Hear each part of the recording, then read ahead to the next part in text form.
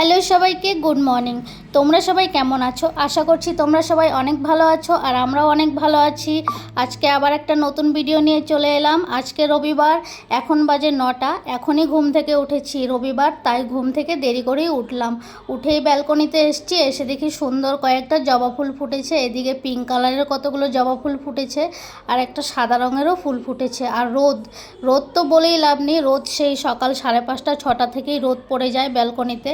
আজকে রবিবার, ওরও ছুটির দিন, ছেলেরও ছুটির দিন, সবারই ছুটির দিন, শুধু ছুটি নেই আমাদেরই ঘরের সব কাজ করতে হয় সব সময়। রান্না বান্না, ঘরের কাজ, কাপড় ধোয়া, ঘর মোছা, এগুলো আমাদের সব সময় করতে হয়, আমাদের কোনো ছুটি নেই।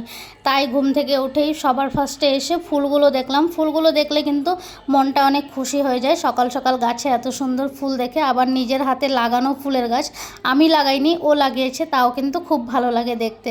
আর রোদ যখন ওঠে বিছানায় এমনিও আর শুয়ে থাকা যায় না গরমকালে। এইদিকে দেখো আমার ছেলে এসে চুপচাপ দাঁড়িয়েছিল পিছন দিকে, আমি দেখতেই পাইনি।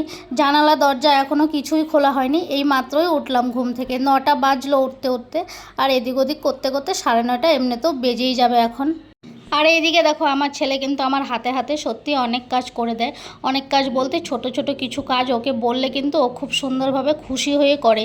যেহেতু পড়াশোনার চাপটা বেশি, এখন কিছু একটা করতে বললে নেচে নেচে করতে চলে যায়, জানে ওই সময়টা কাজ করতে থাকলে মায়ের সঙ্গে কিছু কিছু পড়তে হবে না আর।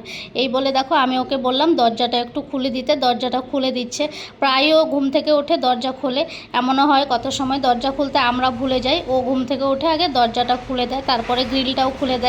ও তো চলে গেছে ঘুম থেকে উঠে বাথরুমে, আর ও বাথরুমে ঢোকা মানে প্রায় আধ ঘন্টা পৌনে 1 ঘন্টা, তার আগে ও বাথরুম থেকে কোনোদিনই বের হবে না। আর আমি আর ছেলে এদিক ওদিক একটু টাইম পাস করছিলাম ফোনটা নিয়ে। ছেলে ব্রাশ করতে চলে গেছে, এদিকে জানলাটাও খুলে দিল। তারপরে আবার কিছুক্ষণ পর তোমাদের সঙ্গে দেখা হলো। এখন হয়তো 10টা 10:30 বাজে, ওকে পাঠিয়েছি বাজারে।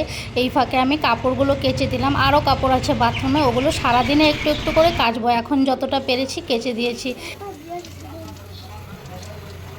দেয় নাই, মাটি দেখলেই তো বোঝা যায়।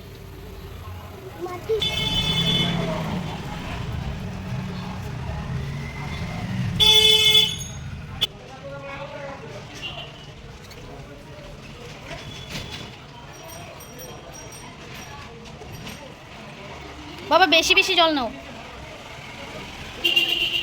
বেশি বেশি জল নাও শোনা।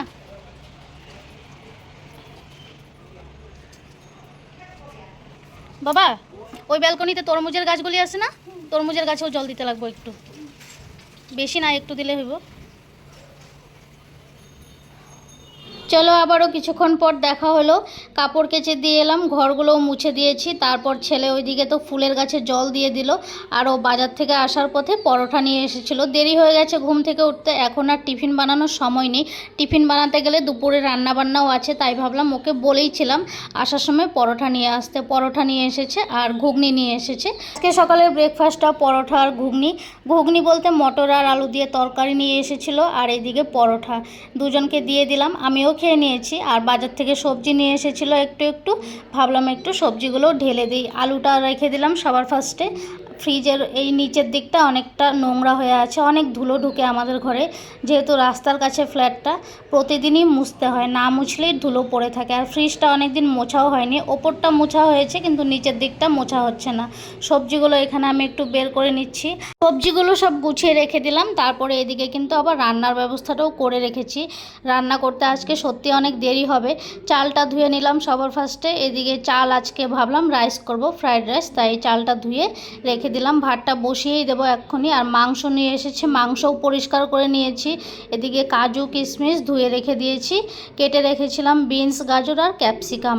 আর এইদিকে দেখো বাবু মশাই যাবে অফিসের কাজের জন্য, কোথাও বাইরে যেতে হবে, তার জন্য শপিং করে এসছে। বাজার থেকে এসে আবার দোকানে গিয়েছিল, কাপড়ের দোকানে, ওর জন্য ড্রেস আনার জন্য ড্রেস কিনে নিয়ে এসছে। ওগুলোই পরে পরে দেখছে কেমন লাগছে। এদিকে আমার ছেলে বলল সকাল থেকে তোমাকে অনেক কাজ করে দিয়েছি, আমাকে একটু ট্যাং বানিয়ে দাও।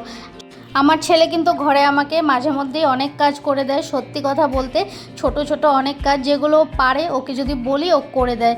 তার বদলে ওকে এই যে একটু ট্যাং বানিয়ে দাও, একটু কোল্ড ড্রিঙ্কস, একটু আইসক্রিম কিনে দাও, এগুলো কিনে দিলেই খুব খুশি।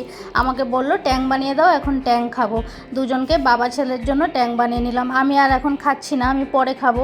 আমার এখন রান্নার দিকেই ধ্যান, রান্নাটা কখন করব। বেলা কিন্তু অনেকটাই হয়ে গেছে।